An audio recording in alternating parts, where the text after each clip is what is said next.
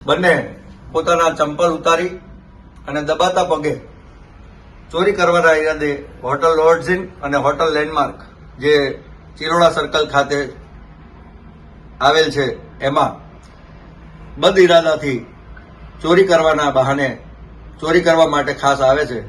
પણ એ જ હોટલમાં ગુજરાતના નામાંકિત કલાકાર, હાસ્ય કલાકાર, સાહિત્યકાર હકાભા ગઢવી અને ગુજરાતનો રોકસ્ટાર એટલે દેવ પગલી બંને પણ તે જ હોટલમાં હોય છે.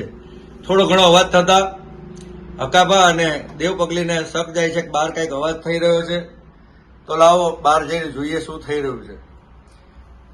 એ સમયે જ આ બંને ચોર હોટલની બહાર સ્થિત ગણપતિ મહારાજની 15 થી 20 કિલોની પંચધાતુની પ્રતિમા છે એની ચોરી કરવાના ઈરાદાથી ગણપતિ મહારાજની મૂર્તિ ઉપાડે છે.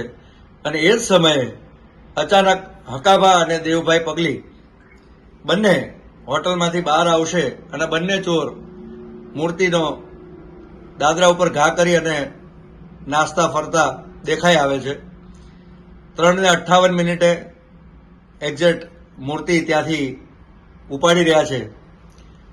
અને આપ જોઈ શકો છો આગળ સીસીટીવીમાં કે હકાભા ગઢવી એકદમ જ હોટલના દરવાજાથી બહાર નીકળી અને બંને ચોરને ભગાડશે. જગતનો નાથ ગણપતિ મહારાજ, જગતનું સંચાલન કરવાવાળો દેવ, એની મૂર્તિની ચોરી ન થાય એની તકેદારી કલાકારો રાત્રે પણ જાગી અને રાખે છે. આપ જોઈ શકો છો હકાભા ગઢવી બહાર નીકળતા જ બંને ચોર મૂર્તિ નાખી અને જતા રહ્યા. દેવ પગલી એમની પાછળ જવા માટે પ્રયત્ન કરે છે કે ભાઈ ચોર હજી નીચે પહોંચ્યા નહીં હોય એ માટે લિફ્ટમાં બેસી અને દેવ પગલી અને હકાભા અંદર હોટલમાં ચેક કરે છે કે બીજું કઈ ચોરી થયું છે અને તરત એવો લોકોની પાછળ જઈ રહ્યા છે. આપ જોઈ શકો છો. તો ચોરી કરતા પણ અટકાવે એવા જાગૃત નાગરિક તરીકેની પોતાની ફરજ નિભાવી હકાભાઈએ ઉત્તમ ઉદાહરણ પૂરું પાડેલ છે.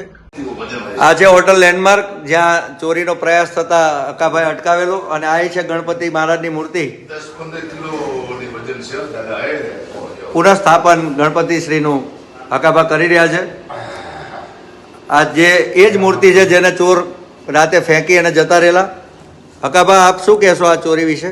મોટી વજન વાળી છે ને માથે ભાગ્યા એ ત્યાં ઘા કરી દીધો, ગણપતિનો ઘા કર્યો એટલે આપણે પાછી અહીંયા મૂકી દીધી. પણ ગણપતિ મને જગાડી દીધો કે ચોર આવ્યા છે મને લેવા માટે. એ કૃપા છે, સારું કર્યું. ઘણું બધું બચી ગયું હોટલમાં. 2 હોટલ બાયણા ખુલ્લા હતા, સ્ટાફ પૂરતો હતો ભેગો અને હું જાગી ગયો તો ચોરી સાથે અટકી જાય છે. સારી વાત છે, જાગવું જરૂરી છે જીવનમાં. જય માતા, જય મોગલ.